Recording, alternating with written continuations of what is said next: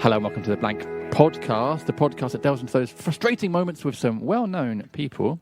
I'm Jim Daly and I'm joined, as ever, by my pal and yours is Charles Paley-Phillips. Hey, Jim, how are you? I'm good, how are you? Good. Did you have a good Christmas? Lovely Christmas, yeah. But I'm feeling like energised for 2020. Yes. 2020, isn't that? That's pretty crazy. Yeah, it is crazy, yeah. That's the year after Back to the Future 2 was set in. Yeah. Because that was 2019, I think. So Or was it? hoverboards are way Yeah. off. Do you aren't not they? Way come off. on your hoverboard today? No, I left mine they're way outside. off, yeah. Just change I mean, it. they've made something that they called hoverboards, but they've still got wheels on them, haven't they? Yes, that's not really a hoverboard. It's not is it? really a hoverboard, no, No. because it's attached to the floor. That's pathetic. Yeah. Get your fucking hell, science. That's a good name for a podcast, yeah. actually. Pull your finger out. Anyway, today's pod guest is a comedy legend, and Yeah. and kind of like, I mean, we did very well not to fanboy during this, Yeah. but like a sort of personal kind of icon for the both Yeah, of us. but yeah, certainly. But my first real, a kind of comedy awakening, I would say, were around the sort of early 90s when our guest David Baddiel was doing his shows with the Mary Whitehouse Experience, for example, and Newman and Baddiel in Pieces.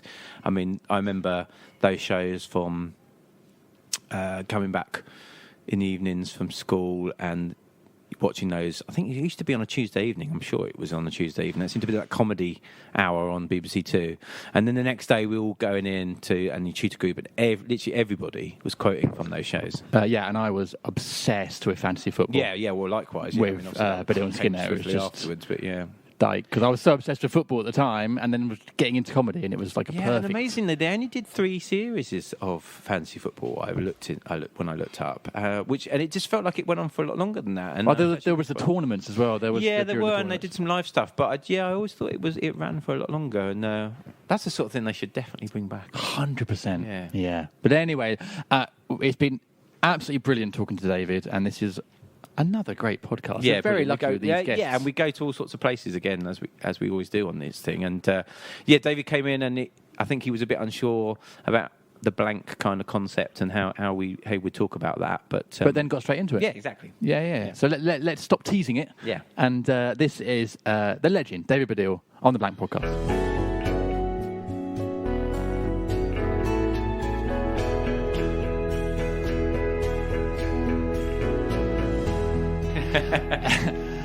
David Baddiel. Hello, are we Welcome. starting? Yeah, sorry. All right, yes. Hello. Welcome to the Blank Podcast. Thank you. How are Thank you? Jim. Yes. Giles. Yeah. Yeah. Nice to meet both of you. And you. Yeah, no, it's lovely to be here. Am I allowed to say it's Happy Christmas? You are. Or is it going- Christmas Is it, Yeah. we put out still I think before this is a Christmas? post-Christmas Oh, pod, it's I think. post-Christmas. So, yeah. You know what? But the election has so fucked up Christmas anyway. I was thinking about that, about why it's so fucked up Christmas, and I think it's partly an obvious reason, which is, now it seems we have Halloween, which itself never used to be such a big thing, but it becomes huge now, isn't it? Yeah, but now it's a big thing. Once that's over, that's the marker of like the last big thing before Christmas, normally on the 31st October. So normally all the Christmas jingling adverts and blah, blah, blah, and fake snow starts then. But because of the election, they've got this other big thing, right? So that's the obvious reason. But then I thought another reason might be, of course, the election involves putting stuff up on your windows. Yeah. Right? And your house. Yeah. And so people are thinking, well, I can't put my Christmas lights up if I've got my Lib Dem sticker. Yeah. Well, you that- can incorporate it. Yeah. But then people might think it's not a Christmas thing. No, It's just a no. glamorous Lib Dem sticker. Right? So I think that's what's bothering people as well. But once it's over, and I can tell people, this actual podcast, although it's going to go out after Christmas, is being recorded on the day of the general election, very early in the morning. Well, not very early, but early enough for us not to say. We haven't got any exit polls yet. No, it's a bit early for exit polls. So we don't know. I've already voted. Have you voted No, yet? not yet, no. And you haven't voted No, yet? not yet, no. Yeah. I was intending to vote, but then I've slept really badly the last 2 nights. And possibly in terms of your blank theme, we could talk about insomnia a bit as being part of a... Well, I class myself as being a part-time insomniac because... Okay, I'm not really having that. No. Well, in that, I go through periods of having bad sleep, not sleeping at all, to having periods of having fine sleep and sleeping through Isn't that sort just of 7 or 8 hours. Sleeping? Well, possibly. But I do have... I will go through weeks, sometimes months, of having very poor sleep. Yeah. Mine, I think, stems from, well, obviously the kids. That doesn't help. But previously, I think I used to tour a lot of the band and stuff like that, and I think late nights and the adrenaline and stuff after shows. So first, I don't know what band you were in. There weren't. No one knows who they were. Oh, They were called... you said it like I thought, oh no, was he in Squeeze? Was he in? Was he in some big band? I never realised. No. We got to play. Just the way you said it. I was touring with the band. I thought, no, it's fine. No one's ever heard Rolling Stones. I have no idea. Okay. Yeah. No, we were called Little Ten. Little Ten. Little Ten. A Little Ten. Yeah, and our biggest claim to fame was playing at Glastonbury. Oh, right. Which was pretty cool. Yeah. Little Tent is a good name. Little Tent would be a good game. For Glastonbury. Yeah, it'd be perfect. Wouldn't it? And we were a festival band. Confusing as well, though, because people might have thought, well, I've got a small one, so I'll place it near where this bit is. Oh, no, it's a band. Yeah, and you can only play the small tent. It's a big side. Say Little Tent, and oh no, it's not. It's a band. Anyway, I mean, you're right. Anyway, insomnia, because actually that's my point, is that I had terrible insomnia last 2 nights. It actually is to do with the same thing, which is I had to go to Salford to do BBC Breakfast, and I knew I was getting up really early to do that, so that stopped me sleeping. And then the same day I came back to London and I did the Russell Howard show, and so that was really late, and I was still definitely adrenalised by the time I was going to sleep. So I had 2 nights of very bad sleep, and then you're right. I mean, in terms of the part-time thing, I then slept much later this morning than I thought I was going to. So as a result, I haven't voted. Coming back to what we were actually talking about, but I will vote. I realise that universal suffrage is a privilege. Have you noticed that's what happens on social media after a while? Like there's all this rowing about incredible anger about who you should vote for. And there's this strange, 1914 Christmas Day football thing that happens on the day, which is everyone just starts saying, well, anyway, whoever you vote for, make sure you vote. It's a great privilege. People died for it. Did people die for it? Sorry, I'm just thinking this now. No, yeah. Right, did people actually die for that? I mean, people fought the Nazis. Yeah, right? yeah. And presumably the Nazis, didn't allow voting. They just had a one-party system. Yeah, yeah. But there were lots of other things, I think, that the Nazis would have brought in, apart from that would have been a problem. So I'm not sure when people were fighting them, they were thinking voting. That's what I'm fighting for. That was their main thing. No, I'm not sure about that. I'm not sure either. Yeah. Well, anyway. I was saying to Charles earlier, I've got a slight conundrum now because where I live in Amersham in Buckinghamshire is like a proper Tory hotland. Oh. Always has been. Yeah. And last election I tried to vote tactically. Yeah. For Lib Dem, didn't work. Labour had a big surge. Lib Dem went down. Right. So this election, I was like, I'm going to vote Green. It's a party I believe in. Yeah. I'm going to make my vote count. I just read this morning on social media that the Lib Dems might actually push my local Tory. Yeah. So now I'm like, should I actually vote tactically? Because I really want to... You're asking me. I'm completely screwed up about who to vote for myself. Yeah. I mean, I would say yes, probably. Yeah. I mean, I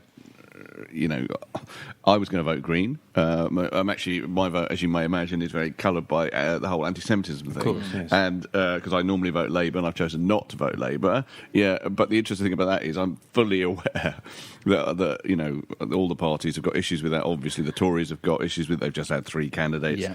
Not only for that, but then the interesting thing is Lib Dems have got terrible issues with anti-Semitism. Right? Lib Dems have got this guy. Is he still with them? No. Until very recently, they were the worst party, right? Because they had this guy, David Ward, who's a fuck-off anti-Semite, really. Not sure you'll be allowed to say that, but he is. Then they had Jenny Tong, who is this woman who, they're independents now, but it took them years to actually get rid of them. So I thought Green, because I believe a lot of things the Greens say, totally. But I knew that would be a wasted vote anyway. But then a woman called Linda Grant, a very fine, you might see on Twitter, very fine Jewish novelist, I think I mentioned somewhere that I might vote Green, and she direct messaged me and say, have you looked at their record? There's loads of Greens who are anti-Semites. At this point, I just think the Jewish community should barrigade itself in a synagogue and just eat pickled herring, because it's clearly it's a terrible world out there. So I don't know. But I I'm going to vote. I still haven't decided. I'm going to vote either Green or Lib Dem. Yeah. Actually, it's a pretty safe Labour seat where I am, or it has been. Who knows? Who knows? But it has been. So either way, the Tories aren't going to get in. Yeah. So I'm glad about that. But it's just a nightmare. It's a minefield, isn't it? It's a nightmare. Yeah, it is. And I do feel politically homeless, but I think the word homeless is a dodgy one to use, because being homeless is a terrible thing. Being politically homeless, it's like much, much worse having no food than it is saying, darling, I simply don't know who to vote for. Just to make that clear. Going back to the insomnia stuff, do you find that hinders you creatively? Well, I think that's a really interesting question, because I think insomnia someone said, I can't remember who it was, Bertrand Russell, I think, said that a man who is it lonely? He starts with that one. I can't even remember that one because the important one is what I'm going to come to. A man who is lonely or something, like a man who can't sleep, is always proud of the fact. So I can't remember what the first one was, but as an insomniac is one of those negative hallmarks of being that are quite hard not to think of yourself as once you are them. So it's a very convoluted sentence. What I mean is, I have lived with being an insomniac for so long that I can't think of myself any other way, and I think, definitely parlay it, and you kind of have to, because otherwise it's just a horrible thing, into something positive about myself. So I think, it is partly, I think, related to the fact that I am a creative person. It's hard to switch my brain off, and blah, blah, blah. And it is true that I probably have had ideas at 4 o'clock in the morning. You know, some of them I've written down. I've looked at them in the actual morning and thought, what is that? I can't read it. And anyway, now I have read it. It's clearly some nonsense about a balloon or whatever.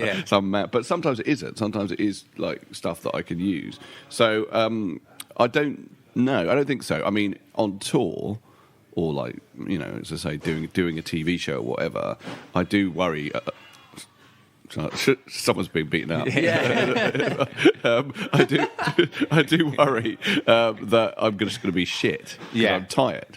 That happens a lot. I mean, you're a comedian, right? Yeah. So I don't know how your sleeping is, but I've got an 11-week-old baby. Okay, well that's bad as well. But I mean, on tour, I remember I did a tour in 1997 when for some reason it was really terrible.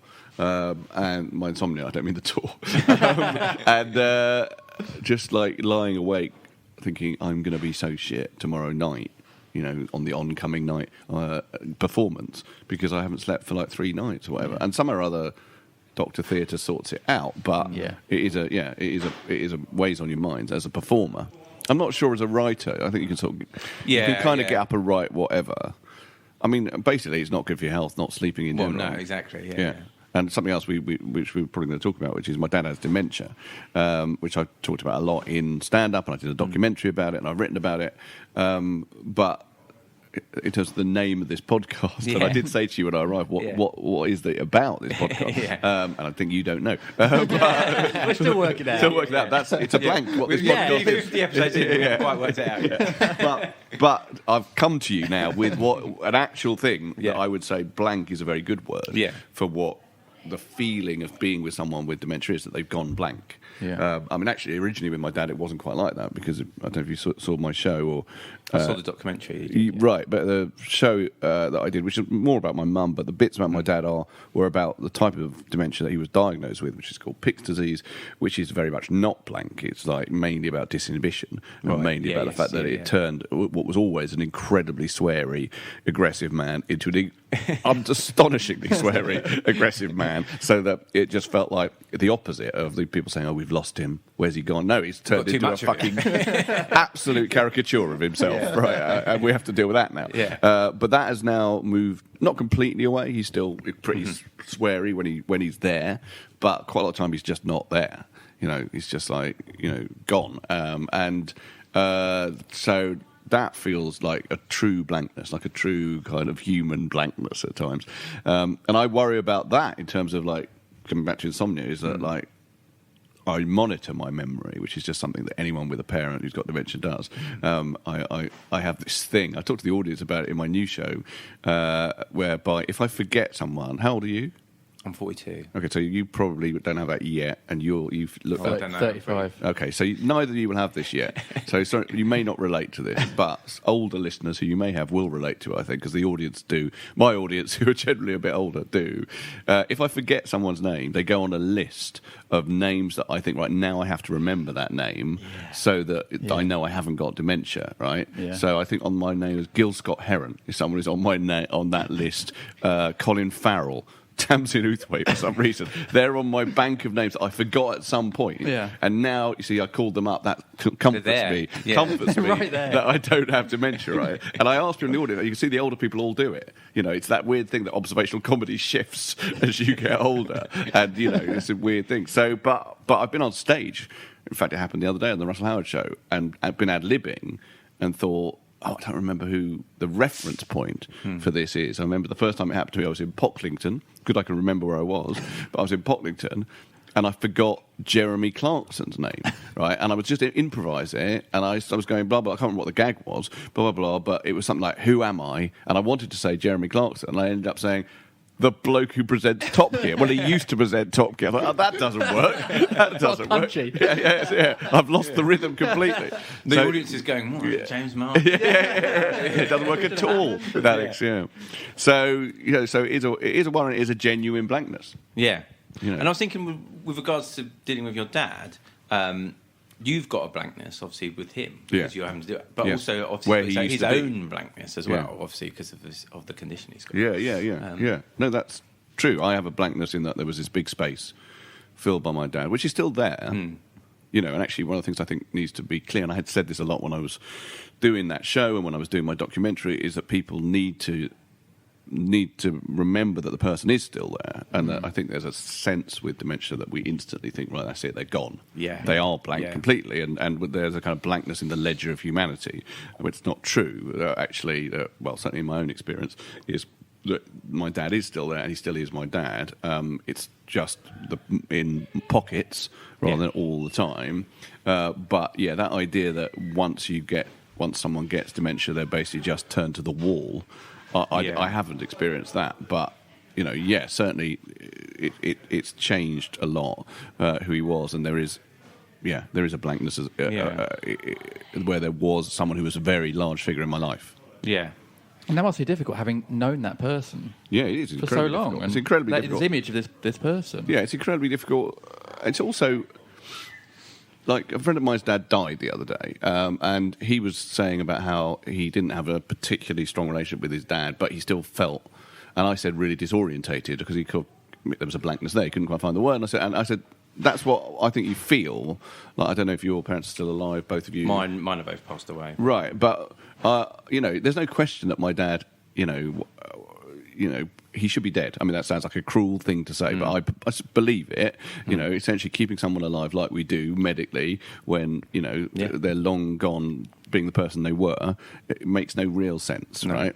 And yet, even though when he dies, I will undoubtedly feel relief. Because it's really complicated and really difficult, and he can't do many things and all the rest of it, and doesn't recognise me most of the time. Well, he sort of recognises me. Are there any moments? Well, no, he sort of recognises me. I mean, no, totally. Yeah. No, I mean, he sort of recognises me. My dad is not a vegetable, I should say, but he is. He sits in a chair all day. The telly is on. He's not in a home. We pay for him to have care at home, but if I come in, he will smile because he knows that I'm someone he knows. But if I say, who am I, he won't know. And if I say, I'm David, your son, he will often say, no, you're not, because my dad thinks he's about 30. It's one of the funny things. If you ask him how old he is, he's 85. He'll say, I don't know, about 30, right? And then obviously, for me to be his son, I'm clearly a 55-year-old man. That's terribly confusing, right? So he just says, you're not. I remember when we did that documentary, we brought an old mate of his called Lionel, someone he in fact fell out with in the 80s when Lionel sold him an Austin Princess, which then broke down, and me and my dad never spoke again until my dad lost his memory. But Lionel, this bloke, his old mate from Swansea, turned up he plays the clarinet. It's a fucking hilarious scene in the documentary because it should be beautiful, but my dad is just really fucked off because he's playing the clarinet too close to his ear, and he's like, oh fuck. Anyway, what the bit I really loved is that Lionel, who is the same age as my dad and hasn't got dementia, he says, hello, I'm Lionel, right? And my dad says, you don't look like him, and Lionel says, no, I promise you, I do look like him. But my dad's mind is in about 1952. That's probably where he might remember some stuff. So anyway, there will definitely be a relief. There will definitely be a sadness, but there will also be this just sense that happens when your parents die of like disorientation. As I say, it's a very large thing, and if you don't feel it as a large thing because you've taken them for granted for many years and they're just in your life, when they go, it is really disorientating. That must be the case even for people like you say, your friends who aren't maybe close to their parents. They're still your parents. No, I know. And it's not exactly the straightforward thing of like, if you lose someone who you are very close to, it's just awful. even when people will probably hate me for this, but I had to put my cat down. Monkey was my favourite cat. Oh, he was 20 years old. Yeah, I was devastated. I was so upset. He was 20. 2021, yeah. No, I mean, he had a good life. Yeah. He was, hey, it was time for Monkey to go. And also, he was incontinent and had dementia, I'm pretty sure. But, I was so devastated by doing it or whatever. So there's that, but then there is this other thing, I think, where it's not just about sadness. It's not just about crying or whatever. It's about a part of you that you didn't realise was there when your parents died, which is that they sort of do live within inside you, even if you don't even think about them, only see them at Christmas. Do you know what I mean? Yeah. Your parents are both still alive, aren't they? Yeah. So, it's just something that you realise. You realise how live they were in you when they are dead. Yeah. And I imagine I think the same with a lot of relationships. A lot of people. Maybe. There are people throughout your life that you don't maybe realise have affected you in a certain way, or are still part of you, that you might not have spoken to for 30 years or something. Yeah, and they still might have been with you at an important moment. Well, actually, probably, and this is quite good in terms of blankness as well. I was thinking about this last night about how, for my generation, the death of big figures, which is really happening now, really happened over the last few years, it creates that feeling a bit as well. So when David Bowie died, I felt disorientated. I felt like I don't quite know how to think about the world anymore because I so just assumed that person would always be there in a way, or at least that is part of how I think of myself and the world, that him not being there creates a weird thing like the world isn't quite on its axis anymore. Yeah. Actually, something else about that, which is sort of not relevant to what we're talking about, but I think is interesting, is my daughter at the time. She's now 18, but she's very, very, very musical, my daughter. And she had adopted Bowie from the time she was about 12. I was passing by a room. I heard she'd worked out Space Oddity on her guitar and was playing it. I was incredibly proud. I was going to say, unbelievably proud of the fact that she loved David Bowie. But she's also quite obsessive, my daughter, and she became obsessed with Bowie and knew everything about him. I was proud at first. Then I was a little bit pissed off because I was like, "What do you mean? You know more about him than I do?" I do a podcast about him, which, by the way, I can mention. But she just knew everything about him, and she's much more musical than me, so she could play all his songs and sing all his songs or whatever. And so when he died, I remember my wife calling me up. I was asleep because I hadn't slept well, and she, as she often does, had sorted out the kids in the morning because I hadn't slept, called me from downstairs and said, "You've got to come down, David Bowie is dead." And I said, "Oh, God, that's terrible." And I felt my own disorientation, but my first thought was, what's Dolly going to be like, right?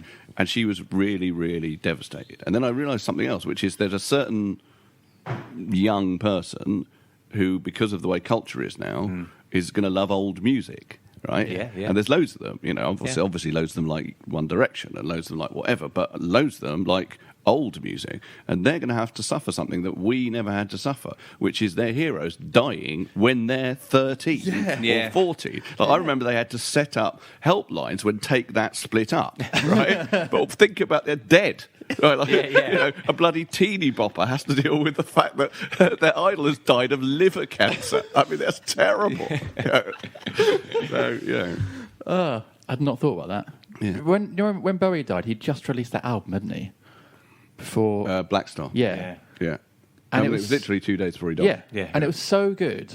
I had that moment where I thought, that's better than anything I'm ever going to make in my whole life. And he was dying as he made it. No, well, I know, but here's David Bowie. And actually, I was talking about this on my podcast about Bowie, which apparently Elton John, quite recently, when his book came out, was talking about Bowie and their slightly difficult relationship that they had. But he said one thing about Black Star, which is he said it was amazing the way that he did that with his death. He said, "I think that's a lesson for everyone, that's how you should try and make your own death." And I thought, okay, everyone, Elton? Because everyone does not have a huge catalogue of incredibly important albums that they can, put that in context with, and then when they're dying, get hold of an avant-garde jazz band to do an amazing last one. Most people are just lying on the floor with pushing a panic button.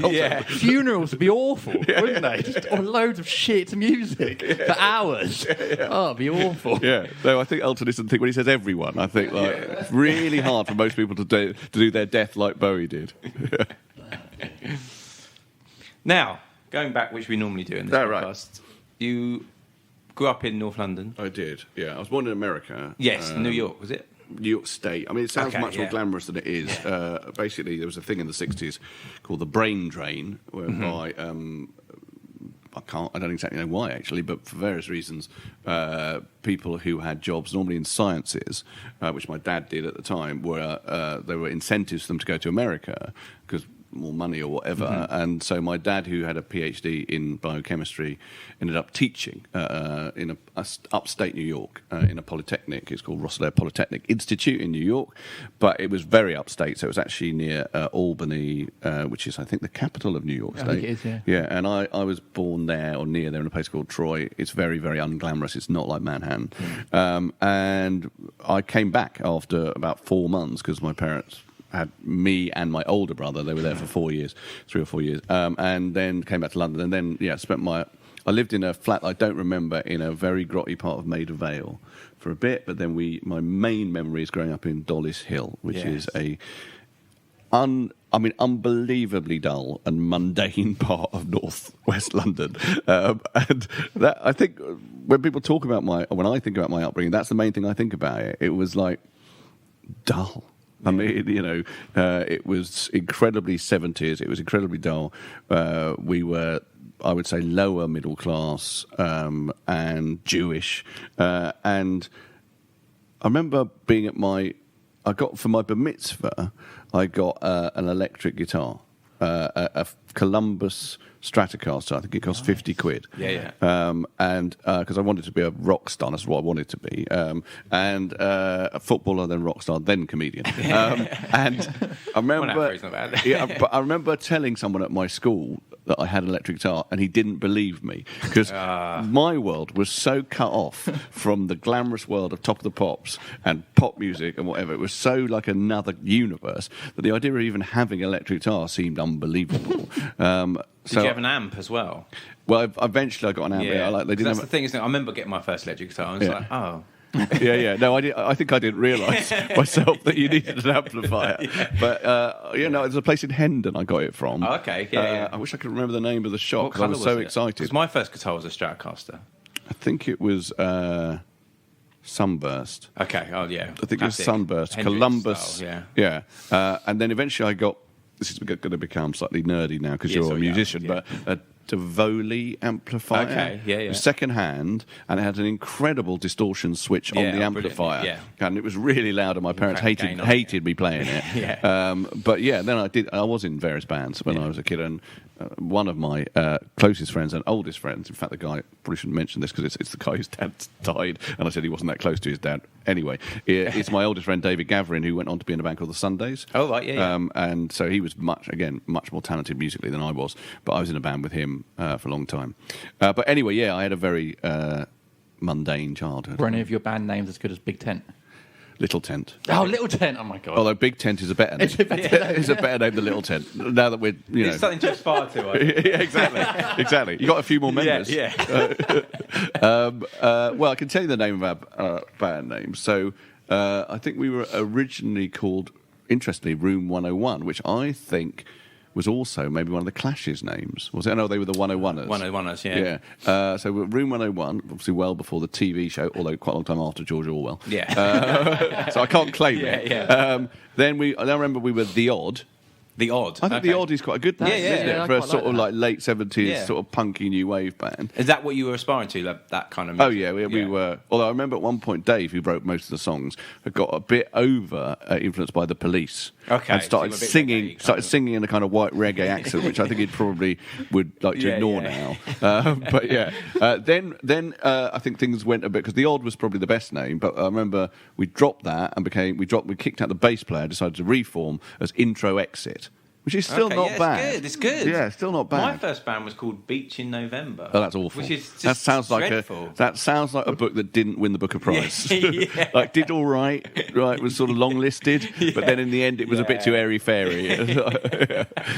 There's a woman on the cover in a flowery dress walking down a beach. It's a bit windswept, looking in the far distance. I think it's good. Beach in November. What kind of music was it? Oh, it was kind of grungy. I think. Oh, was it? Well, Yeah, that's the yeah. wrongest name possible. Yeah, I know. And I That's think more like I think it's because we electronica lived or in something. Seymour. Either electronica or maybe Yeah. folky. Yeah, folky. Yeah. Sort of slightly folky, I think slightly. it was like- Anti-folk. We were Whatever that is. us. Well, we formed in November. Oh, And we right. all lived by the beach. I see. So, Bit which is- literal. yeah, too I literal. would say It's- too literal. I was also literal to it, so it's just shit. yeah, shit. I was also in a band at school, a separate band. This Okay. was probably before I was in the slightly more serious band with Dave Gaffrin, and I was in with Mark Commode, and he talks okay. about this Wow. in his book. Yeah, He's yeah. got a book out which is about trying to be a Yes, pop yeah, star, yeah. right? And Was he playing bass then? I don't, yeah, I think so. Double No, he was bass, singing, I think. Oh, okay. I think he was singing, and I was playing guitar. And I did write some. In fact, Mark remembers it all. I mean, I'd forgotten most of it, but he, Put it out there, in his book says things like, "So you wrote Singing the Blues Again." I thought, what? That sounds terrible. Like a young Jewish bloke from North London writing a song called "Singing the Blues Again." How awful! And all these other songs that we did, I don't remember any of them. So it was a sort of bluesy rockabilly kind of. No, I think it was also a bit new wave. It was Oh, called the okay. Spark Plugs, which I think sounds like a pub rock band. Yeah. And probably it was a bit of a pub rock band because this was a bit earlier, before punk had properly happened. Yeah, I mean, yeah. I certainly was still wearing flares Oh, okay. when this happened. Later on, I was wearing tight drainpipe jeans. Yeah. See, we have a slight difference of opinion about this Mark, because Mark, who's a very sweet bloke and writes very sweetly about it in his book. My memory is that I came to school one day and Mark and the other people in the band said, look, we're breaking up the band, it's not really going anywhere. And I was like, oh, okay, yeah, you're probably right. And then the day after, they'd formed another band without me. Yeah. But I would say he disputes that. Oh, that It was is the worst. I think he says maybe it was 2 days later. But yeah, that's what I believe happened. That's But quite brutal, isn't it? it was quite brutal. Yeah. But the truth is, even though I have had 4 number ones, I was never really destined to be a pop star. And it's probably, in the end, it was tough love. It was good for me Yeah. to find my calling elsewhere. I also wanted to be, same as you, rock star, footballer, Yeah. rock star, Yeah. comedian. Yeah. Still would love to be a rock star, still trying to be a comedian.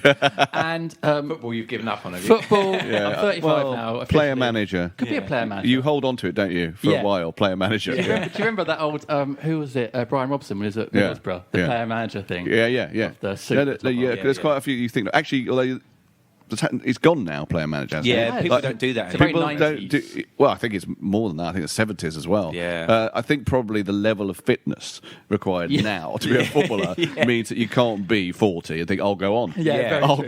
go on. Yeah, the lads aren't doing too well. I'll go on. No. I'll show 'em how to Yeah, do. exactly. No. But I've never got to be in a band. Really Never? wanted to be, never got to be in a band. But Oh. when I was at school, I was in a 3-piece parody group, and we'd Oh, wow. parody popular songs. I can't remember what our name was. What does that mean? Parody. So we'd take normal songs and change the lyrics. Okay. Do you know? Are you too young to have heard of the Barron Knights? Yeah. Okay, so that was an Yeah, that actual was- yeah, thing. that was a thing. Actual thing in the 70s. A band that did that Yeah. Right. called the Barron Knights. They were really weird-looking bunch of men, led Yeah, by a guy good. called Same as us. called Peanut. I remember his name. He looked a bit like a peanut, and they had actual hits Yeah. where they would do medleys in which a bit of the medley would be, this is a Rolling Stone song but with silly lyrics. This is a Beatles song with silly lyrics or whatever. Yeah, amazing. I mean, at a time we when reformed novelty Barron songs don't really exist anymore, but No, it's a shame they don't really. but they really did in the 70s. I Yeah, mean, yeah. so many of them. So tell me what you don't remember what The your slight band's difference called. between us and the Barron Knights was we had no hits. Right, yeah, no hits. Unfortunately. But you were doing pastiches of We did of actual- 3, and one of them was Wonderwall. Okay. I can't remember the other one. Hang on, before you go any further. Yeah, yeah. So what was your funny version of can't- Wonderwall? I can't remember. You can't remember? I can't remember. I think you've gone blank deliberately. yeah. I really want to know what your funny version of Wonderwall was. It none of was these probably recorded? about football, because I was obsessed Right. with football at the time. Well, it rhymes, doesn't it? It was something about Millwall, possibly. Oh, Millwall. I can't Yeah. remember. But You're something- my Millwall. Millwall. something Millwall, yeah. Doesn't Yeah. you know how that scans? But the other song we did, You're my I team can see why Millwall. you didn't get any hits. still working on it. The other song we did was 3 lines. Oh, I think that you've was the got to first tell song me we what did. you. And I think we just changed the lyrics to take the piss out of footballers. Okay. I remember there was a line about Ali McCoist being shit. Right, That's the only right, thing right. I can remember. Right, okay.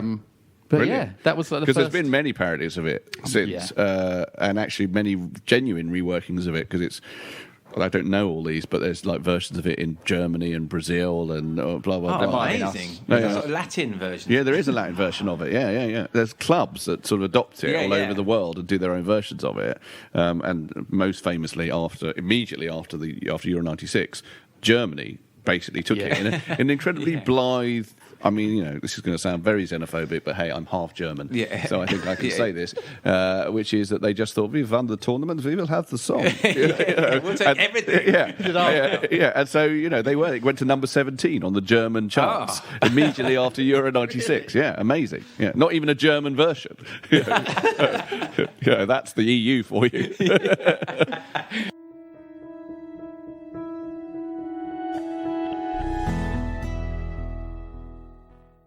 So, music didn't work out. No. Well, not until much later on. But At the time. No. So, but you were quite an academic, though. I mean, well, if I hadn't have been a comedian, that is what I would have been, I think. Because at the end of the day, I have to now admit I wasn't good enough to be a footballer. I still play football, but it's clear to me I wasn't good enough. And clearly couldn't sing. So I was good with language. That's my thing, really, is words. And when people say to me, which they sometimes do, oh, you do so many things, they say, I think, no, I don't. I'm not like a comedian and a plumber. What I am is a comedian. I'm a storyteller in various different forms. So obviously that involves stand-up comedy, but also, writing books, writing kids' books, doing documentaries, anything like that is storytelling. And it's primarily language. I mean, language and visuals, but, still about language. And that is what I can do, and I think so. Therefore, the other job was academic in English literature, which I read loads. I did have this very dull childhood, so I read loads, and I was good at that. I was good at working out what stuff meant in books. Even that sounds an incredibly bald way of saying it. Like, you clearly can't use language, but that is true. I'm good at that. And so that is how I ended up at Cambridge and doing a PhD, in fact, which I really did because I didn't have any money. And at that time, unbelievably, the government would give you money to go to university. And so I was doing a PhD at London University after Cambridge, but at the same time I was doing the comedy store and stuff. Yeah, so how did you get into the comedy stuff? Was that just an interest of yours? No. What happened was, I have told this story a few times, but you don't know it. So is that I was at my school, so I'd got a scholarship to go to this school, Haberdashers, which is in Elstree, and it's not really a posh school. It's a sort of very bourgeois school, I would say, and most of the people I knew there lived in kind of Elstree and Bushy and Hampstead Garden suburb. Quite a lot of them were Jewish, and they had more money, but they weren't posh. But my dad had been made redundant by the time I got there. He got made redundant from Unilever, where he was a chemist and was working in selling dinky toys in an antiques market, making no money at all. And back then there was this thing called direct grant, which I can't remember if it was Labour or Conservative government, which meant you got means tested. Get means tested to go to independent schools. So that's what happened. I got a scholarship, and then we were means tested. My parents didn't pay any money for me to go to this school, right? So one of the traditions at this school was in the sixth form would put on a show at the last days of the summer term every year, and every year it was totally shit. It was basically songs about the school, rubbish. Kids would be not listening, sometimes throwing things. It would be utter shit. And for reasons that now I don't know, I cannot remember, they're lost in the mist of time, because I wasn't particularly like, oh yeah, like David, he's really funny at school. Definitely not. I was probably a bit shy, but for some reason now escapes me, I was asked to write that with one of the other blokes at school. And I thought, I guess this has been a constant in my career a bit. When I come to think of it now, when people talk about Three Lions, I often say, well, I think what happened was, and the reason it worked, is that when me and Frank Skinner sat down to write that song, instead of what seemed to have happened in the past, which is nothing to do with what it is actually like being an England fan, so people would write things like this time more than any other time, we sat down and said, what is it actually like, the experience of being an England fan?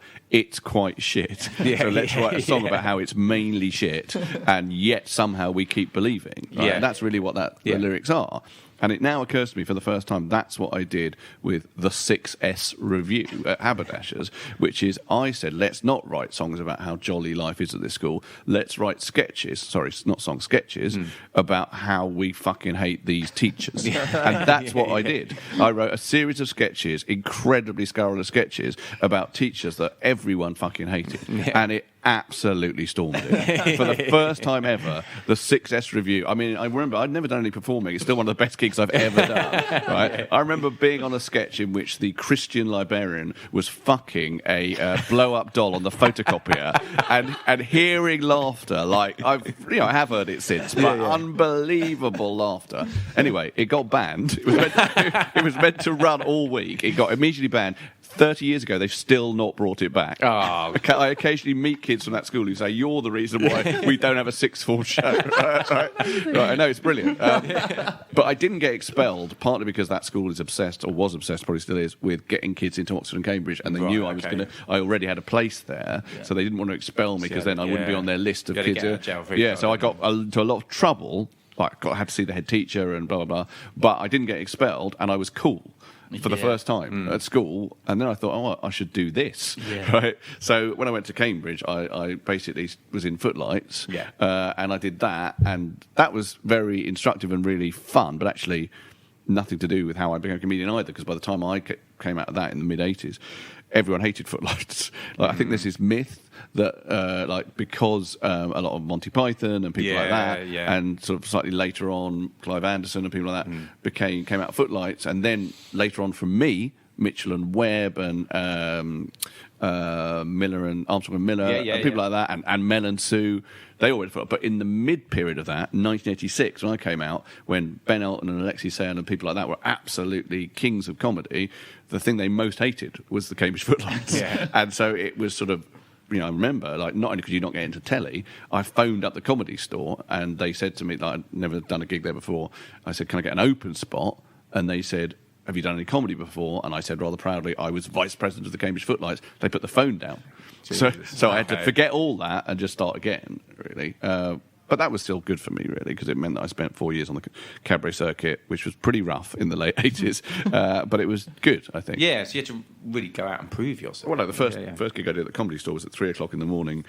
There'd been a massive fight in the audience before I went on. Steve Frost, who's a brilliant comedian, spent ages calming them down, and then said, and now David Baddiel, and it was like playing to dead people. It was like playing to absolute zombies. And now I think about that now, I don't know how I managed to come back and keep going. I mean, gigs early on when I started, I now think there is no way at 55 that I would have the drive to get through that and keep going. But back then, for some reason, youth did it. Youth and some sense of, I'm going to say the word destiny. That is completely the wrong word, because I don't really believe in that. But you can believe in it yourself, if you see what I mean. I don't believe it in an objective sense. I certainly don't believe it was written in the stars. Can you imagine Jupiter and Mars thinking, I think that Jewish boy, he should be a comedian. No, I don't believe in that at all. But you can make of it in your own sense of, I need to do this. And did you visualise that as well, though? Like that you would be, I guess so. These places I don't know if I knew that I would, but I definitely, when I was on the London Cabaret Circuit, which I was on for like 3 or 4 years before I really broke through, so I'm doing lots and lots of tiny shit gigs and going to places like the Tunnel Club, which were unbelievably hard and whatever. Something must have kept me going, and it must have been a sense of like, there is something beyond this. And I did do well. From that gig at the Comedy Store, by sort of 14 months later, I was comparing the Comedy Store. And I remember, I still think of that as one of my proudest moments as a comedian. I've done lots of stuff since, but I remember Kim Kinney, who's now sadly no longer with us, but who used to run the Comedy Store, coming into the Comedy Store dressing room and say, look, I want you to compare next week. And I remember thinking, that's brilliant. So that was kind of where I found what I should be doing. Were you able to find that person and put the phone down on you? It was probably Kim Kinney. I probably didn't realise. I should have said, you see. But, But I think there's definitely a sense of, when things are hard and you're being creative, knowing deep down, this probably is what I'm supposed to be doing. I don't know if that's true, though. You see, what does that mean I'm supposed to be doing? There's a brilliant bit in Fever Pitch. It's an incredibly sad bit, but it's also brilliant, about a footballer called Gus Caesar, who played for Arsenal, and Nick Hornby talks about how he wasn't that great, but he seemed to be kind of okay. He was a fullback or something.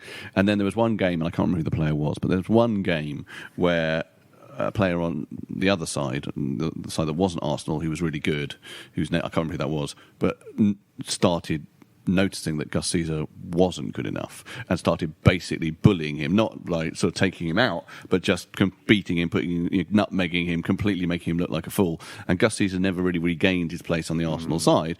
But what Nick Hornby writes about is how good Gus Caesar must have been. He must have been absolutely brilliant at football to get that far by most people's standards, and yet still not quite good enough. And then he says this incredibly devastating line about how to be that good and to be in that frame, he must have had the idea that his destiny and his talent to be a footballer, he says it must be coursing through his veins like heroin. He says, and it means nothing at all. Right? It's incredibly devastating, but I think it's correct. You know, you might feel like my destiny is to be a comedian. I might feel that. But it's a whole bunch of fucking luck and uncertainty and to some extent whatever you call fate, or you know, and timing, or that means that happens or it doesn't happen. Do you know what I mean? He must have been so good at every other team. That's right. Well, you should, played in. go and have a look at it. It's a fantastic bit of writing in Fever Pitch about exactly that, about how he must have been the best at school, the best in his youth team, the best at sort of whatever Arsenal level he went into, and still not quite good enough. Yeah, sorry, Gus, if you're listening. No, I'm rethinking all my life choices as well. Well, you know, I think things are slightly, in a way, one thing might be slightly different now, not for a footballer, actually, because it's probably the only place where it's still absolutely cut and dried, like whether you should be doing something or you shouldn't be doing something, perhaps is sport. Yeah. But in terms of, like, the cultural world now, there is, of course, this. What we're doing now, you see what I mean? Like, this didn't exist as an opening podcasting when I was doing comedy. So now I think what is probably quite good is that, you know, you don't have to necessarily be that person who has to masculine it up against drunk people at the comedy store to prove you're a comedian. Because I don't in any way think that means you're a comedian or it doesn't. I don't like that. I think there are lots of other ways of being funny or saying stuff that isn't that. And I think the world now does offer more of a panoply of ways in which you can be funny than it did back then. Yeah, there used to be a bit of a structure, didn't there? Well, and also it was quite brutal, and quite, certainly in the cabaret circuit, it was like you had to sort of prove yourself in quite a macho way, and I sort of could do that, but I don't necessarily think that's always a good thing. Yeah. So a lot of people probably would have come out of that unscathed, would they? There's probably a whole host of really talented people that just couldn't get through. Oh, definitely. Yeah.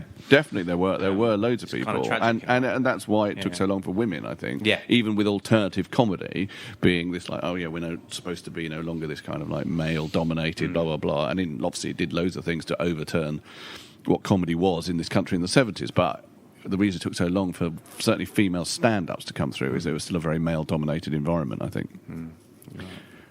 Ask me another question. Well, I was going to say, after you started writing for other people as well, didn't you? I think, with that roundabout there. Yeah, I mean, I did a bit. I wrote for Spitting Image. I wrote for Smith & Jones. I wrote, can't remember who else I wrote for. Yeah, it says on my CV that I wrote for Rory Bremner. I can't remember any sketches. And the thing I mainly did, which was much more important than all that, was there was a Radio 4 show called Weekending. Yes, yeah. And it was a satirical comedy show, not hilariously funny, but what it did have was an open door policy to writers, which there should still be something like that. Yeah. It's an amazing thing. You can There's Newsjack now, isn't there? I think where you can pitch. But oh, can you? Is that on Radio 4? What's it on? I think it's Radio 4. Okay, well, that sounds like the same sort of thing. Yeah. So what they would have with the Weekending, which was basically, it was on Friday nights, and it was sketches about the week's news, is they had commissioned writers who were on contract and, as it were, proper, and then they had a meeting on Wednesdays where anyone could turn up and pitch individual ideas for comedy sketches about the week's news. So I was on the cabaret circuit, I was doing all right on the cabaret circuit, but I didn't have much money or whatever, and I turned up to that and started writing and met Rob Newman there. Well, to be honest with you, it's quite a long story with him. I'd met Rob Newman at university.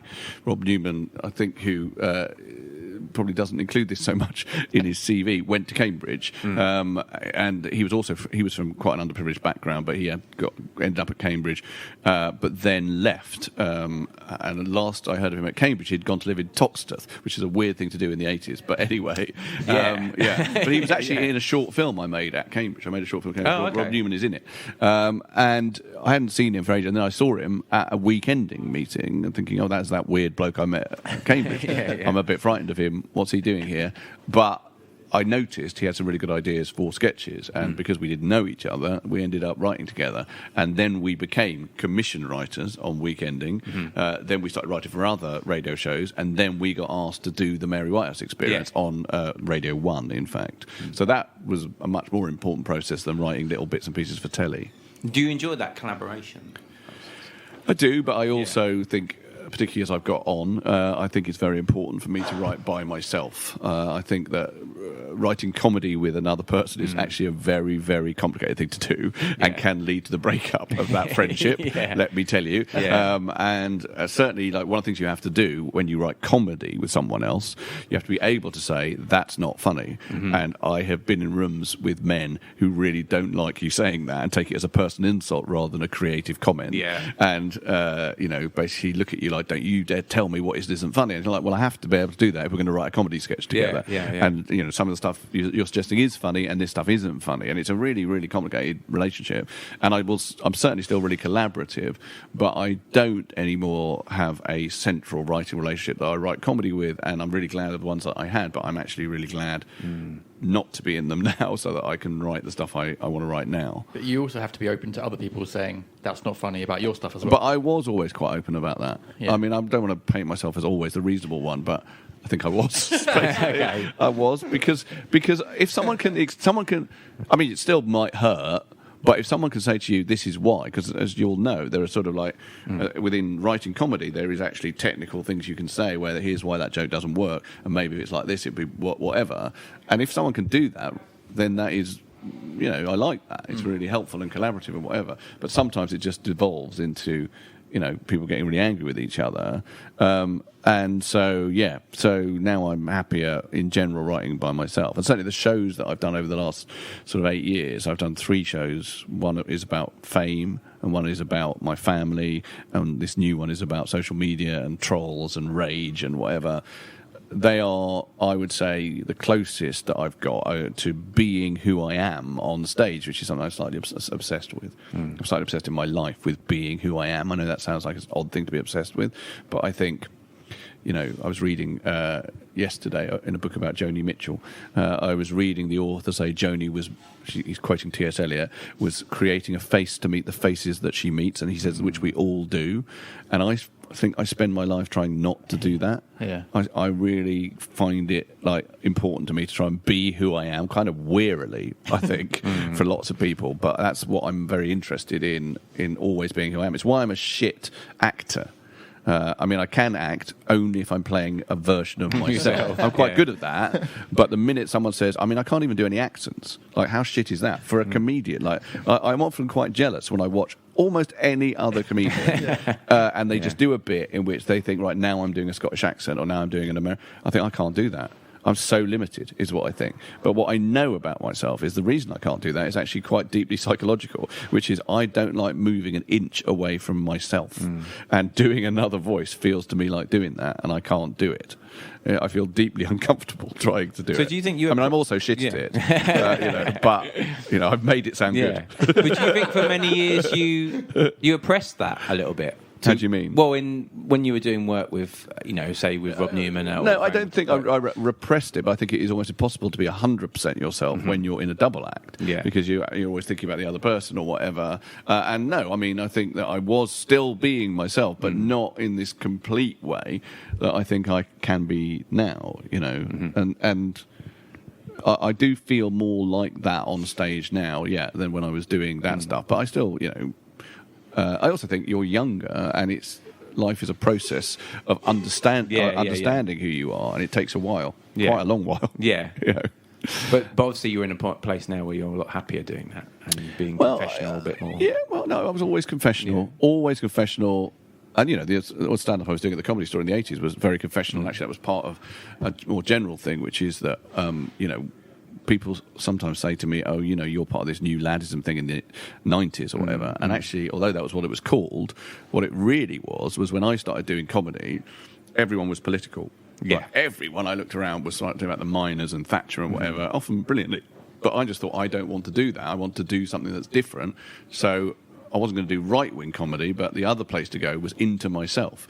So I was doing stuff about sex and football and just shit stuff that had happened to me in my life. Yeah, neurosis and childhood and Jewishness and blah blah blah. So that became that kind of comedy, which is quite American influence, really. A kind of a stand-up who just talks about themselves, and that turned out to be, in its own way, political with a small p, because it was saying, okay, it's not just going to be social comedy, you know.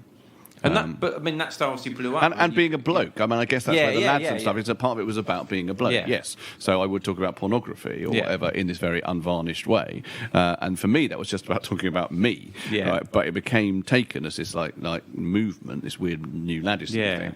And for a while, that was quite good, and then it got completely like, as everything does, really, corporatized. Well, and I was going to say, I mean, you did big stadiums and stuff, you know. Yeah. And that must have been quite strange. Did it feel strange? Never stadiums, actually. Never stadiums. Oh, sorry, arenas. Arenas, sorry. I think sometimes people say, you did stadium, Wembley. And I think, like, we never did Wembley Stadium, right? Yeah, slightly smaller. And that would have been a weird comedy. I don't know who's done Wembley. Well, Smith and Jones, I believe, did Live Aid. Oh, okay, but that aside, I mean, those were amazing things to do. Yeah.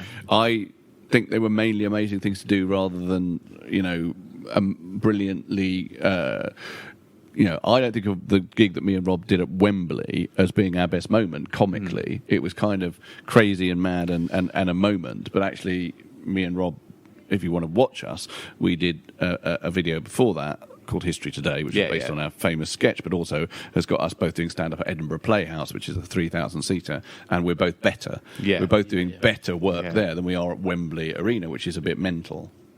I also can't do accents. Right, okay, that's good. Or act either. So I'm relating so hard. Okay, I'm glad. Because that's quite unusual, I think. Don't you think? I mean, I don't know. Maybe there are... we're speaking to loads of comedians out there who feel the same way. Well, I'm also in a comedy partnership as well. Oh, right. Shout out to Dave Bibby. And he's very good at acting. He's very good at So you basically find someone who can do those things. That is interesting, because I think I partly... felt that. I don't know if that's why I got into partnerships. I don't think it was, but I think I partly felt that always in partnerships. I felt like, they can do more of that stuff, more of the virtuoso performing. Certainly Rob Newman, who was an impressionist as well as a stand-up. He could do loads of voices and whatever, and character performing.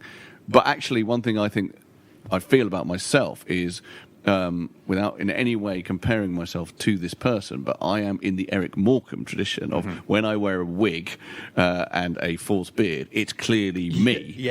It's not like Coogan or whatever, where they've transformed into another person and they're suddenly that character totally. No, I am me. It's one of the things that's funny about it is that's clearly David Baddiel. It's his David Baddielness is shining through his shit attempt to wear a wig and a beard. Do you know what I'm saying? Yeah. And I've got a But beard, I feel the same way when we were doing sketches with Dave. Like he's being amazing, and I'm like, well, I'm just being Jim, being shit. But that's the comedy in it. That's the chemistry. I'm owning my shitness. In a way. Yes. And it's important to do that. I think it's hard when you're in performing arts sometimes to accept, okay, this is my role, this is what I'm doing. It's working, even if I'm not as brilliant as Dave. Well, depends what you mean by brilliant, you see. I mean, I'm sure he's brilliant, but what you mean is he's technically able to do lots of stuff, and that is great.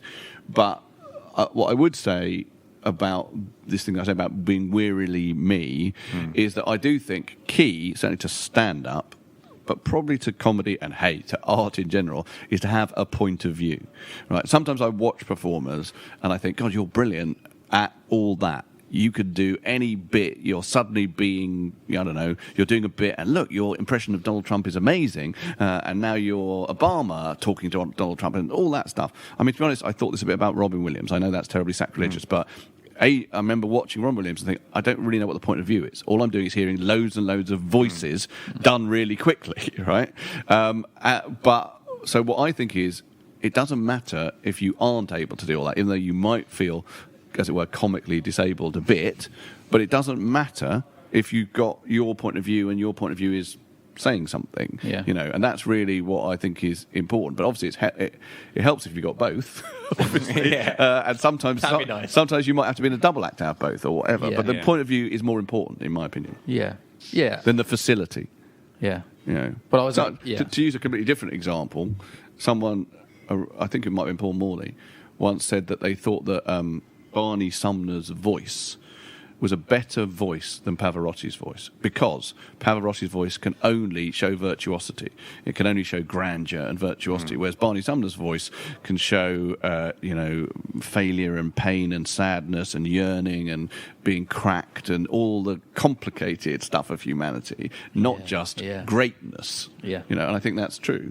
But it's hard sometimes to recognise that in yourself, I think, isn't it? Even if other people are saying, "Oh, you're good at that," and you're like, "Well, I'm not as good as this guy." So I know what you mean. I totally know what you mean. Yeah. No, I mean, if you can show off. Yeah.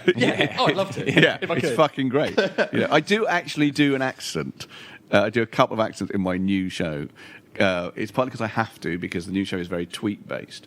And so I do a lot of it where... You're accenting tweets? I bring up tweets. A lot of them are people trolling me, right? And so one of the things that I do is when I got trolled enormously by Scottish nationalists for doing a joke, an incredibly innocuous joke about Nicola Sturgeon. And my point in that is I show the incredibly innocuous joke and then I show the visceral, extraordinary, furious reaction. And someone once said, actually while that was going on, I think, someone else who was not mad said to me whilst they saw this Twitter storm happening, they said, "Yes, you've forgotten, haven't you, that," I think he said, "political batshittery began with the independence referendum." And I thought, perhaps it did. Yeah. But anyway, that involves me reading out some of these tweets that are so incredibly angry about this innocuous joke, and I have to do them in a Scottish accent. Do you do them in the same Scottish accent or various different? I imagine there's various different ones. I imagine I'm thinking it's the same. And I have to, by the way, perform this on my tour. I'm doing Motherwell, Glasgow, Edinburgh, Aberdeen. So fucking hell. A, it's going to be bad because I'm taking the piss out of the Scottish nationalists, and B, I'm doing a terrible Scottish accent. So I'm sorry now in advance if anyone's listening to this in Scotland. Yeah. It's interesting that trolling thing. When do you think you were first aware of Twitter storms and have you been like, because it feels like when I first joined Twitter it wasn't. No, well, it seemed quite nice. Yeah, well, I've been. Exactly that. A few people have said this to me recently as I've been talking about my new show. Yeah. Is like, how did you get into it? And India Knight, the very nice journalist, who's a friend of mine, said to me, "Oh yeah, there's this website. It's a sort of thing where you talk to other people and it's lovely," she said. It's like a cocktail party where all your nicest friends at it. And now, of course, it's like a cocktail party the Nazis have gate crashed. That's what it's like now. And so I mean, it was nice for about 5 minutes, and then very, very quickly it got abusive. I don't know when I first noticed it particularly, but I've noticed it many times since. I wouldn't be able to tell you what my first Twitter storm was, but I've had lots of them. Yeah. And now I'm generally like, it's fine. I mean, you're happy to go in there. Well, I sort of have to be. I think. I mean, for whatever reason, now I would say 1 in 5 of my tweets goes viral. And one of the things I say on the show, which is about social media, basically, the show isn't just about my social media thing, but it uses my social media feed. It's sort of my Twitter feed live, but using that to talk about all the things. So it does act as a diary of the last 10 years. Obviously, on that feed, I've talked about Brexit, I've talked about Trump, I've talked about anti-Semitism, I've also talked about me growing old. So I can use all that to talk about all these things as a starting point or whatever. Sorry, what was I? Now see, I forgot what I was talking about. Shit! That's what happens. That's what happens. No, it's gone. The thread's gone. Hang on, what did you ask me? Oh, do you go in there? Do you get about going into? You said 1 in 5 of your tweets goes viral. Oh yes, thank you. That's that. Thank you. Brilliant. So one of the things I say in the show is that Twitter's always a sort of win-lose game. Social media is a win-lose game because everyone wants to have success, and success is measured to some extent in virality. So, however, I can promise you that the more successful your tweet is, the more hate it will inspire. So at the end of the show, I show this tweet that J.K. Rowling retweeted, which meant it got 12,000 likes. That sounds great. It was about multiculturalism. It was a positive tweet about multiculturalism. It was when Sadiq Khan had lit a menorah in Trafalgar Square, and I said, multiculturalism, despite all you may have heard, is mainly fucking great. So JK, retweets it, gets 12,000 likes, and the most incredible hate you can imagine. I mean, people saying I should be drawn and quartered in the public square for being a traitorous shitbag to this country. I mean, and that's part of is because, of course, it is all silos. We all know this.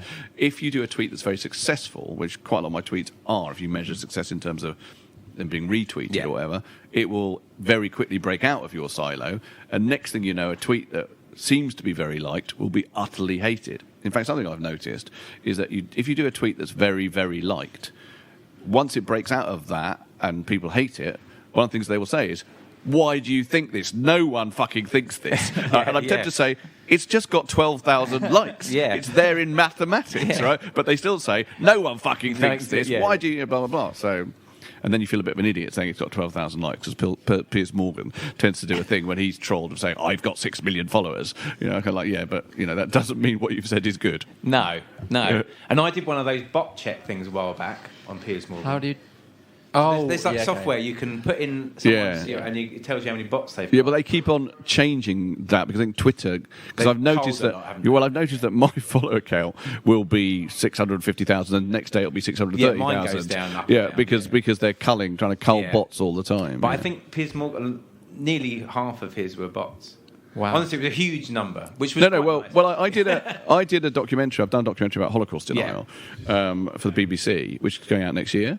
And I don't think this interview is in it anymore, sadly, just because we had to cut it for time. But we interviewed this guy in America who is a sort of analyst of social media, because some of it is about social media.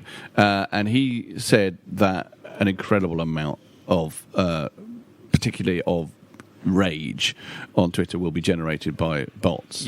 And he was sort of telling me, which is complicated for me, that I shouldn't, because my approach, as you probably know, is to treat them like hecklers. And if they're like hecklers and I put them down, I don't ignore them, I put them down. And I do that quite a lot, and it's funny, and some of the show is about that and whatever, and some of the show is also about whether or not you should do that, blah blah blah. But I don't really go into, because I don't really know, like, are they real, these people? And he keeps on saying, and he said, well, I know you might feel you've bested, blah blah blah, but it was probably someone who was just generating it because they do. And then a large part of me wants to say, why?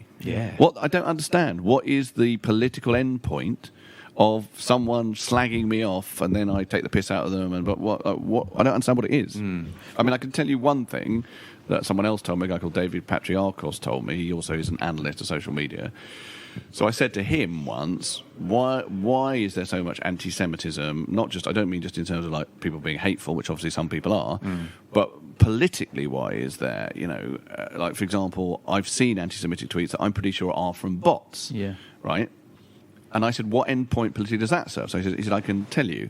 I monitored one particular site for 3 years, and it was an anti-Semitic site with Holocaust denial. I mean, obviously it shouldn't even be on fucking Twitter. It was just full of anti-Semitism, right? And it got, he said, 30,000 followers, because anti-Semitism is a dog whistle.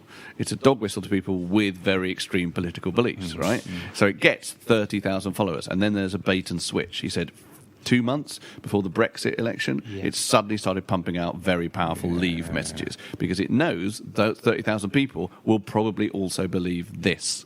And he says that's how it works. It's like anti-Semitism is used to essentially mobilise those people who will believe all sorts of other extreme political beliefs. And I thought, fuck. Fuck.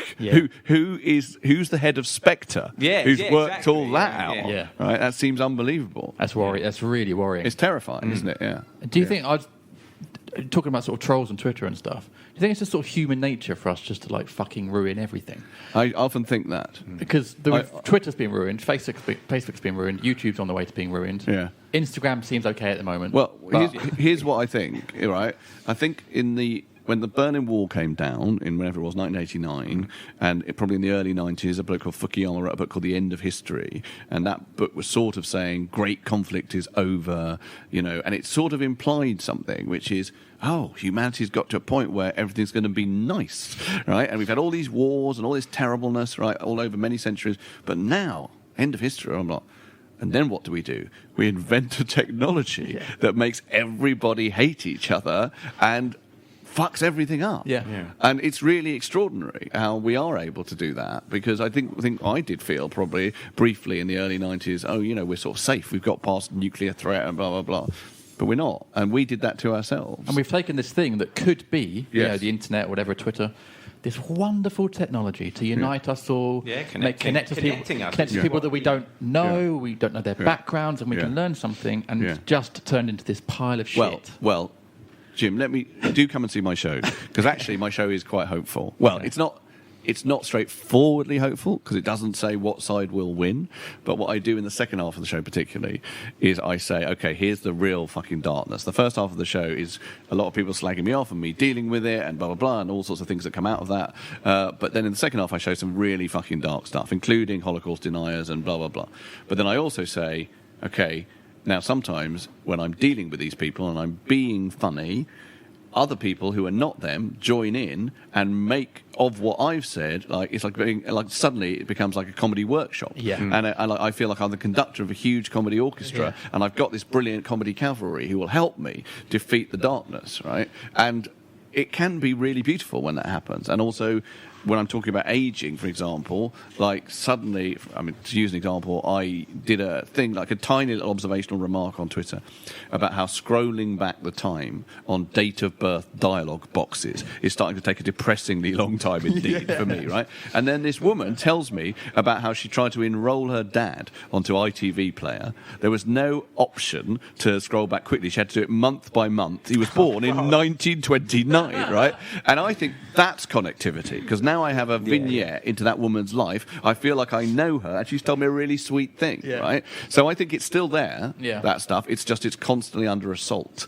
And we are, to some extent, in a battle with the trolls, and I think it's brilliant when people, take what I've said, when I'm trying to say something that disarms a troll, and they make something of it. So I think it's not over, is what I think. When you say it's just a cesspit, I think it is a cesspit, but there are still amazing things in that cesspit, You do get those wonderful threads sometimes, don't you, of people taking a meme and then... Yeah, really funny. There's still lots and lots and lots of really funny people. And what is social media? Social media is really people saying, here I am. Yeah. It's a huge fucking clamour for identity. And one way of saying here I am is to turn the volume up on what you think. Yeah, so by getting really angry, and I noticed that very early on, is that I thought, is this person really that angry about this? I thought, no, they're not. I mean, they might think they are, but they're not. What they are is wanting to say, I am whatever I am. I am a Brexiteer, or I am a feminist, or I am a whatever I am, and so I'm going to get more angry than I should do about your tiny little joke because I want my identity confirmed, right? And so I think that is a big issue with social media, but I think there's also lots and lots of really funny, really witty, really joyful stuff in there as well. That's why you're full of Giles as well. Yeah. Also, did you? Well, Giles has been an immense force for good, actually. Yeah. Because I love the fact that Giles, relentlessly does his. Here are the nice people on Twitter that I follow. I'm always in there. Me too. I don't know why. Yeah, I've always been pleased with that. It's a great beacon of niceness, and you do it even when I haven't retweeted anything you've said. It's fine. Or communicated with you in any way. So thank you for that. Did you just say hope in the cesspit? Did you say there was hope in the cesspit? I might have done. This sounds like the follow-up to Beach in November. It does a bit. Hope in the cesspit. Yeah. Well, I don't know. I think Beach in November released Hope in the Cesspit. It was their first album. It died a terrible death. It got to 204 in the charts. No one bought it except your mums. 6 copies. Have you got all the music? What, from Beach in November? Yeah. Can you go into your computer and find the MP3s? No. Because I found the odd. I didn't find them basically because obviously so what were we recording on? We're older than that. We were recorded on 4-track, so I've got a bit of that. But we actually went into the studio and recorded. Yes. We never got signed, but we recorded a couple of Dave Gavrin's tracks, and I can't remember who it was. Do they stand up? I think they're all right. Yeah. I think they're pretty good. He is singing in like the lead singer of Blancmange. Does that mean anything to you? Yeah. I think Blancmange. What do they do? Do they dancing on the not dancing? That's there's a song Upside Down. Oh, I can't remember. Yeah. In this very, very 80s way of singing, blah, blah, blah. Right, he's doing that, right? And I think, why are you doing that? But at the time, I didn't ask. So anyway, someone, I think he was a drummer, who's a guy called Pete Smith, who was a brilliant drummer, now an academic at Lancaster University. He sent me it, and amazing. I really loved hearing it. And actually, I think it does stand up in a very... You were playing guitar? I was playing... Yeah, I'm playing guitar on that, and then this is very detailed. Then later on, we became a 3-piece. I think when we were intro exit. Oh, okay, yeah. And I played bass. Ah, okay. Yeah. Different instrument, isn't it? It is a different instrument. That's true. Yeah.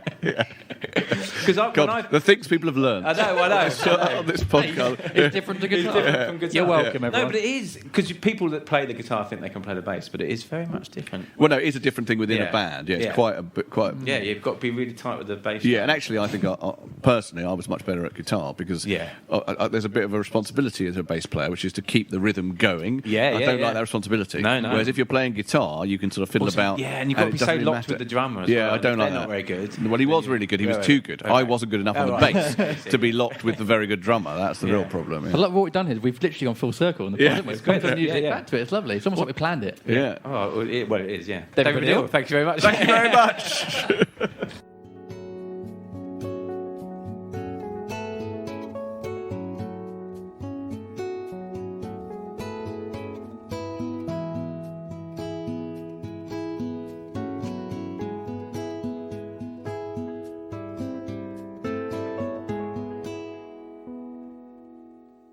Well, there you go, David Baddiel on the Rank Podcast. Some words that I'd never thought I'd hear myself. I know, and they say, don't they, like never meet your heroes. And, but actually, sometimes it's really beneficial to do so because they turn out to be really nice people and just legends. So, thank you, David. That was so good. Yeah, really appreciate your time.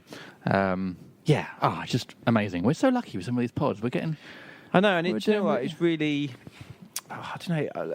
I use the word inspiring a lot when we talk about our guests, but it really is. I have a very different outlook on life after the last year or so of doing these podcasts, and it's just really been an amazing experience doing it. And I felt I got like an individual comedy schooling from David as well, which is amazing. And also his new show about social media. Yeah, which sounds really good. Oh, fantastic! You should definitely go and see it. I think it starts in the new year. Yeah, maybe February time, I think. But definitely go and check it out. And I like the idea of there's an angle of hope. Yes, because we did get into how frustrating social media can be, but the idea that actually there's a bit of hope there is encouraging. And Absolutely. Speaking of which, we get some wonderful messages on Twitter. We do. We're very lucky. We're very lucky. So I'm going to read one out now. It's from Jamie Parkinson. And Jamie says, just listening to the Blank Pod with Gary Lineker, Giles Paley-Phillips and Jim Daly. 10,000 positive comments, but you focus on the one negative. That's what Gary said on the pod. Remember him saying that? Yeah. Us teachers do this every day, don't we? Really interesting to hear you on here, Gary. Great podcast series, everyone. That's really interesting. Yeah, it is great, and it's amazing. Sometimes obviously people are still listening to a lot of the back catalogue, and hearing so many, still so many great poignant moments from all the old ones. And I remember the Gary Lineker podcast very well. It's one of the earlier ones, and what a privilege to sit down with Gary. And we say on this pod, don't we? There must be people listening that do different careers and taking away different bits. And the fact that Jamie is a teacher there and is taking away what Gary's saying and applying it to their life as well. So that's interesting. It's a lovely feeling to know people are utilising some of the brilliant words that people come up with. Not us, obviously. The guest. Yeah. I've got another one here from Fred Goth on Twitter. For truly wholesome interviews, Giles Paley-Phillips and Jim Daly's Blank Pod cannot be beat, which is a very nice thing to say. It's truly one of the best podcasts around for those who really need to know it's okay not to be okay and what they feel is valid. So that's really lovely. Thank you, Fred, for that. That's brilliant. That's really nice. I've never been called wholesome, I don't think, in my career, so that's lovely to be labelled as wholesome. Thank you, Fred, and we hope you're doing okay, because that's a nice tweet to receive. So if you want to tweet us and let us know your favourite episodes or anything you've taken away from them, our handle is Blank Pod. And we're also on Twitter. And we're also on Instagram and Facebook as well, which is the same handle. At Blank Pod. And our email address, if you want to send us an email, is The Blank Podcast. No, it's not. Our email is blankpodcast@2018@gmail.com. That's the one. And that's it for this week. So we'll be back next week, of course. Another guest. But in the meantime, have a great week. Charles? Thank you. And you, Jim. Thanks, mate. And we'll see you again soon. Bye.